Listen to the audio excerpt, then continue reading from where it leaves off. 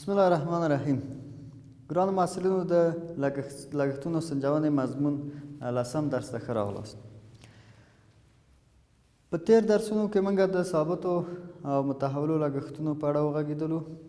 او همدارنګه موږ د دې مثال کار وکړ.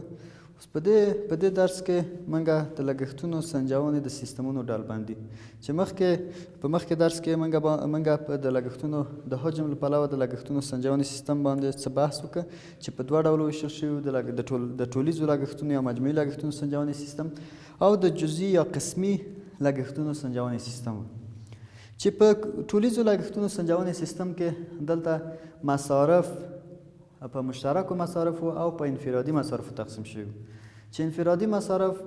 هغه مصارفو ته ویل کېږي چې هغه مستقیم ډول هغه البته مستقیم مصارف چې مستقیم ډول د مصرف حامل ته یا لیږدونکي ته هغه مستقیم ډول مصرفیږي یا هغه محصول باندې مستقیما د سنجش یا د توزیع وړ وي یا د ویش وړ وي او غیر مشترک مصارف هغه مصارف دي چې دا البته ټول غیر مستقیم مصارف کې شاملوي هغه مصارف چې هغه مستقیم ډول د مصرف په حامل باندې یا د مصرف په لیږدونکي باندې یا هغه محصول باندې مستقیم ډول د سنجش یا د ویش یا د توزیع وړ نه وي خو په غیر مستقیم ډول د نسبي کلیو په مرسته چې البته کلیان مقداري او ارزښتي د هغو په مرسته د مصارفو د موقعیتونو له مخې بیا په حامل باندې توزیع کیږي یا تقسیمیږي. نو دا د لګښتونو سنجونې سیستم او جزئي قسمي لګښتونو سنجونې سیستم کې دا مصارف بیا په ثابتو او متحولو مصارفو تقسیمیږي چې متحول یا متغیر مصارف هغه مستقیم ډول د حامل ته انتقالیدای شي هغه باندې محاسبه کیږي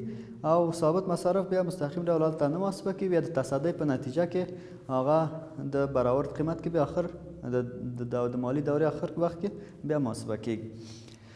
نو دلته په دې سیستم کې چې جزئي سیستم کې د ټولیزو لګښتونو د سیستم برخلاف دلته مصارف په متحولو او ثابتو مصارفو ویشل شي. البته په ټولیزو لګښتونو سنجونې سیستم کې دلته ثابت مصارف هم په بعض وختو کې په مستقیم مصارفو کې شامل کړي چې دا یو د هغو سیستم یو ستونزه ده. بل راځو د زماني اړیکې لرلو له پلوه د لګښتونو سنجونې سیستم چې دا د وخت څه تړاو د وخت په تړاو په اساس دا مصارف په څو ډولو ویشل شوي یا د مصارفو سنجش په څه ډول ارزول کیږي. اول د شته لګښتونو سنجونې سیستم دی. د شته لګښتونو سنجونې سیستم په اساس هغه مصارف چې په جاري دوره کې واقع کیږي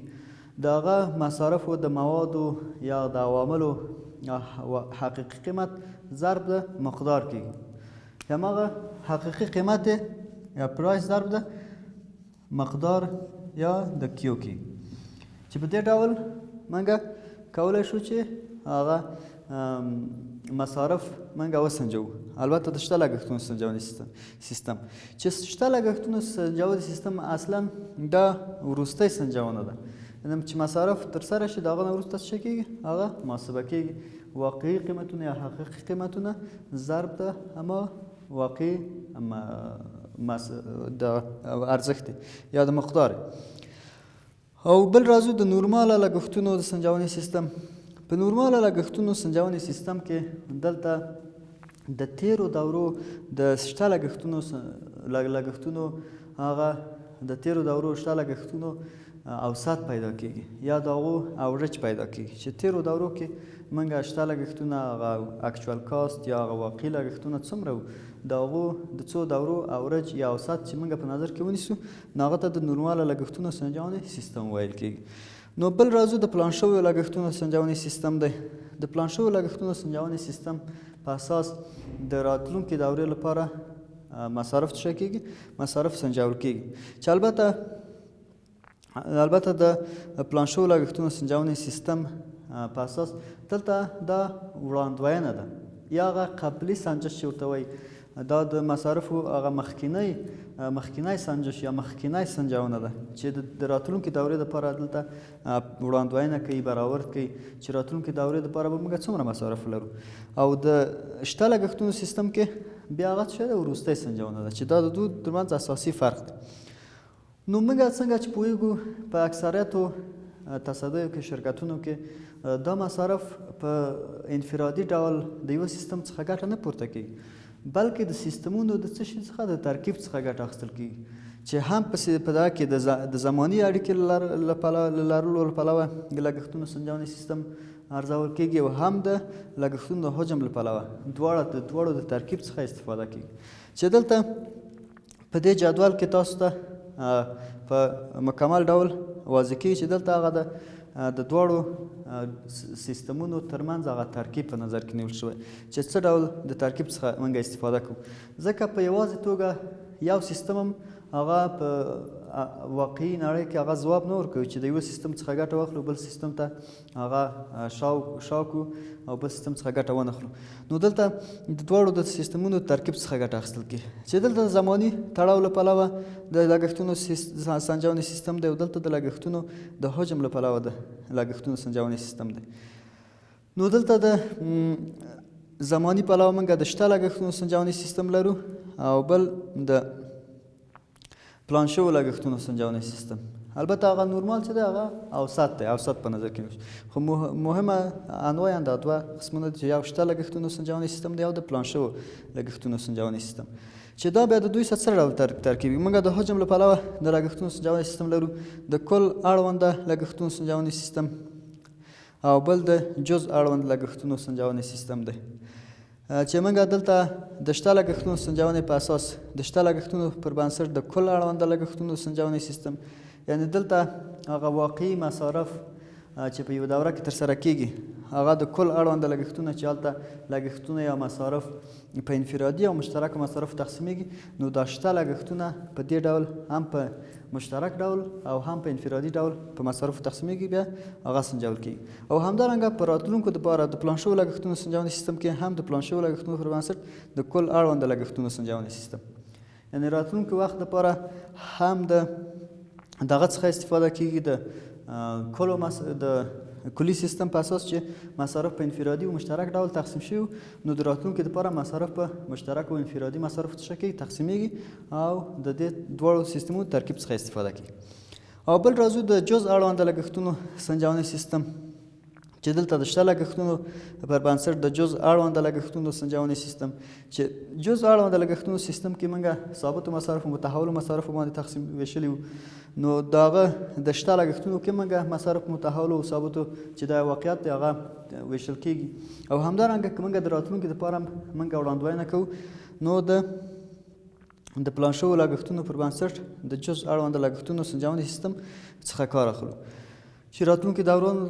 دورو دپاره راتلونکو وختو دپاره موږ د پلان شوو لګښتونو په بنسټ هم مصارف په متحولو مصارفو ویشو هم په ثابتو مصارف نو دا د موږ د لومړي فصل پای البته د موږ بیا دویم فصل شروع کیږي چې په دویم فصل په هغه سریزې باندې یا په هغه ځینې موضوعاتو باندې به بحث وکړو په دې درس کې چې راتلونکي فصل کې موږ کوم موضوعات تو باندې بحث کوو هغه به دلته بحث وکړو بیا به انشاءالله په راتلونکو درسو کې دویم فصل په تفصیلي ډول ووایو دویم فصل د موږ دویم څپرکی د لګښتونو د ډولونو سنجونه ده څرنګه چې تاسو ته بهتره معلومه ده چې د لګښتونو د ډولونو د سنجونې مفهوم او دندې اول په ګوته کړو څرنګه چې د لګښتونو سنجونه یا د لګښتونو ډولونه د سنجش لپاره څه شی دی هغه اساس دی که چیرته موږ لګښتونه یا مصارفو انواع اقسام دا ونه پیژنو دا موږ ډولونه یې تثبیت نه کړی شو کومو مصارفو پورې اړوند دي دا تثبیت نه کړی شو نو دا موږ نه شو کولی چې هغه په صحیح په سمه توګه هغه موږ څه کړو هغه د سنجش لپاره سنجش کړو یا هغه وسنجو نو دا د لګښتونو ډولونه یا ډلبندي دا د مصارفو د سنجش لپاره یو څه دی یو اساس دی او همدارنګه دا ډلبندي موږ د مصارفو د انحراف څخه مخنیوی کوي جلوګیري کوي ځکه که چیرته موږ مصارف ونه پیژنو نو موږ کیدای شي ځینې مصارفو ته هېڅ توجه ونه کړو د مصارفو په کنټرول کې پاتې راشو او همدارنګه راتلونکو دورو کې د مصارفو هغه ارزونه وړاندوینه کې مشکلات پیدا شي نو مصارفو د سنجش لپاره د مصارفو د انحراف د جلوګیرۍ په خاطر د مخنیوي په خاطر د مصارفو ډلبندۍ یا ډولونو لپاره ضرور دی. او همدارنګه موږ که چیرته د مصارفو ډلبندي ونه لرو نو موږ نشو کولی چې اقتصادیت یا هغه افیکټیونس یا هغه مثمریت ګټورتوب یې موږ تضمین کړو. ځکه که چیرته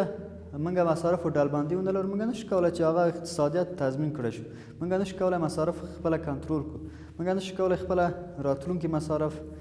د موږ د واقعي مصارف یا اکچوال کاست موږ د راتلونکو مصارفو سره برابر کړو چې موږ پلانینګ کاست او اکچوال کاست څنګه مقایسه کړی شو چې موږ په دې خاطر موږ د طبقه بندي یا صنف بندي یا کلاسیفیکیشن د مصارفو په د دې هدف په خاطر چې موږ په ښه ډول اقتصادیت تضمین کړی شو. او همدارنګه موږ د دې مقایسه نشو کولی د مصارفو د راتلونکو دورو د اوس دورې مقایسه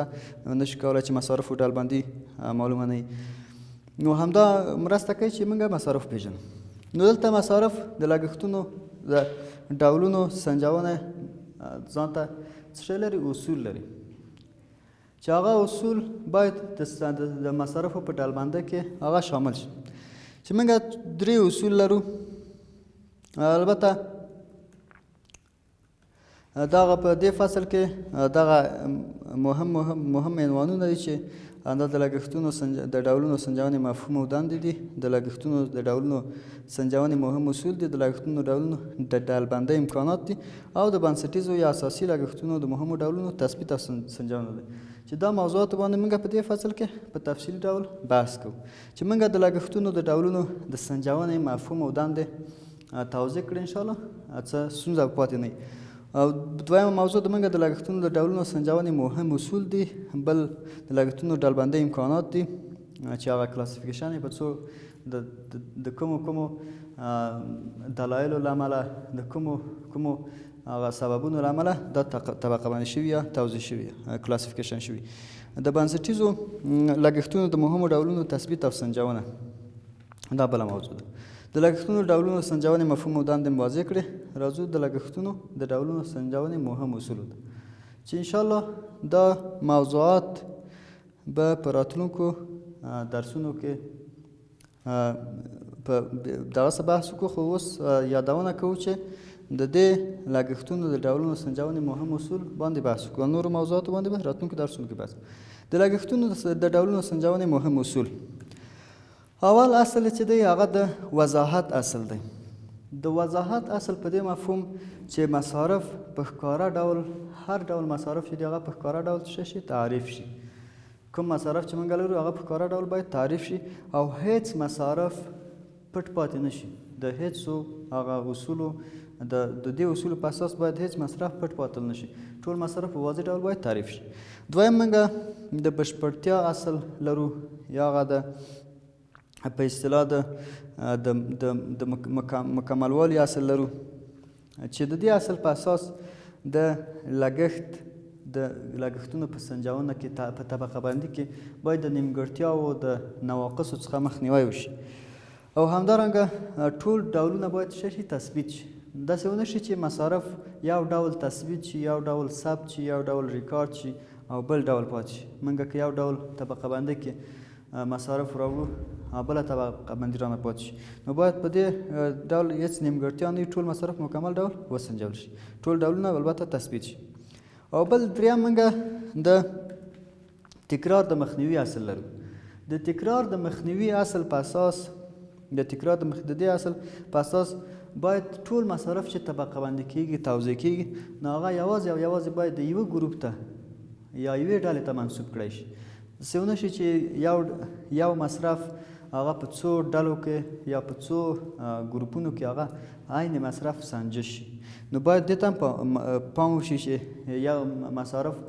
باید یو ډول یو مصرف هغه که یوې ډلې ته منسوب شي، یوې طبقه بندۍ کې یا یوې کلاسیفیکیشن کې شامل شي، یوې ډله کې یوې کلاس کې